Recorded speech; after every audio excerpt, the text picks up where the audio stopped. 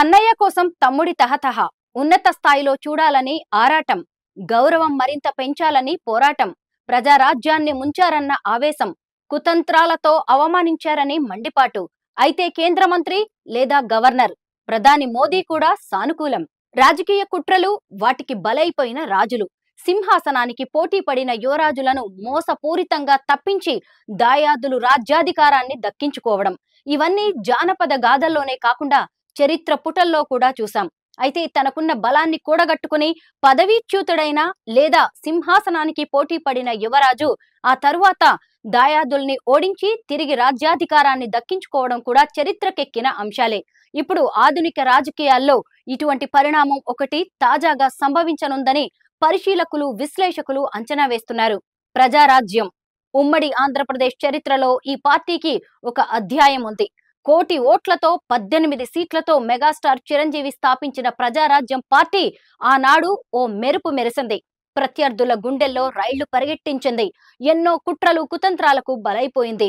అప్పుడేం జరిగిందన్నది ఇప్పుడు అంతగా ప్రస్తావనార్హం కానప్పటికీ ఆనాడు ప్రజారాజ్యం ప్రచారంలో యువతను ఉర్రూతలూగించిన పవన్ కళ్యాణ్ నేడు జనసేనాని కావడం యాదృచ్ఛికం. ఆనాటి పరిణామాలన్నింటినీ ఏదీ మర్చిపోకుండా మండుతున్న గుండెల్లో పదిలపరుచుకున్న జనసేనాని తిరిగి వాటికి బదులు తీర్చుకోవాలనుకోకపోయినా తన అన్నయ్య చిరంజీవికి న్యాయం చేయాలని మాత్రం చాలా దృఢంగా నిర్ణయించుకున్నారు. వివిధ పరిణామాల నేపథ్యంలో ఆనాడు ప్రజారాజ్యాన్ని కాంగ్రెస్ లో విలీనం చేశారు చిరంజీవి.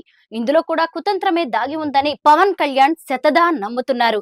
విలీనం తర్వాత కేవలం స్వతంత్ర హోదాతో టూరిజం మినిస్ట్రీ ఇచ్చినా ఆ తర్వాత క్రమక్రమంగా చిరంజీవి ప్రాధాన్యత తగ్గించేసి ఆయన్ని దూరంగా నెట్టేశారన్నది ఆయన అభిప్రాయం. పాత్రలు, పాత్రధారులు ఏమైనా ఎవరైనా ఇప్పుడు వాటికి బదులు తీర్చుకోవాలని మాత్రం పవన్ కళ్యాణ్ పావులు కదుపుతున్నారని విశ్లేషకులు అంటున్నారు. ఎట్టి పరిస్థితుల్లోనూ తన అన్నయ్యను మళ్లీ రాజకీయంగా ఉన్నత స్థానంలో చూడాలని, సమాజంలో ఆయన విలువను మరింత పెంచాలని ఆయన బలంగా వాంఛిస్తున్నారని చెబుతున్నారు.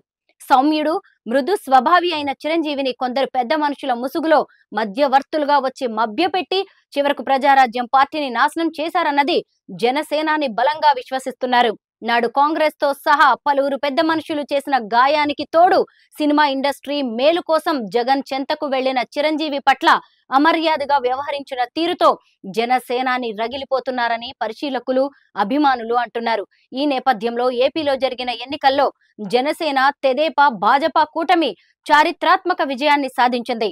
ఇప్పుడు నాడు అన్నయ్యకు జరిగిన అన్యాయాన్ని సరిదిద్దాలని పవన్ కళ్యాణ్ భావిస్తున్నారు.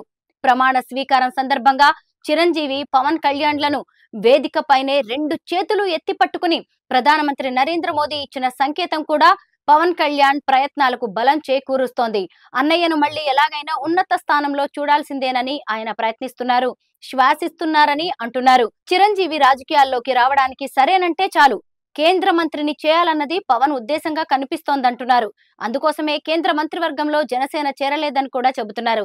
పవన్ కళ్యాణ్ మనోగతాన్ని ప్రధాని మోదీ కూడా అర్థం చేసుకున్నారని, అందుకే జనసేనకు ఎప్పుడు కావాలంటే అప్పుడే కేంద్ర మంత్రి లేదా ఇంకొక పదవి ఏదైనా ఇవ్వడానికి ఓకే చెప్పారని కూడా రాజకీయ పరిశీలకుల అంచనా. చిరంజీవి ఓకే అంటే భాజపా పాలిత రాష్ట్రాల నుంచి తక్షణం రాజ్యసభ సభ్యత్వం కూడా ఇచ్చేందుకు మోదీ సంసిద్ధంగానే ఉన్నట్టు భావిస్తున్నారు. ఒకవేళ చిరంజీవి రాజకీయాలు వద్దనుకుంటే ఏదో ఒక పెద్ద రాష్ట్రానికి గవర్నర్ గా పంపడానికి కూడా మోదీ ఒప్పుకోవడానికి ఆస్కారం ఉందని అంటున్నారు. ఏది ఏమైనా అన్నయ్య చిరంజీవి గౌరవం మరింత పెంచడానికే పవన్ కళ్యాణ్ అత్యధిక ప్రాధాన్యత ఇస్తున్నారన్నది రాజకీయ పండితుల అంచనా కాగా అభిమానులు ఇంకా బలంగా కోరుకుంటున్నారు.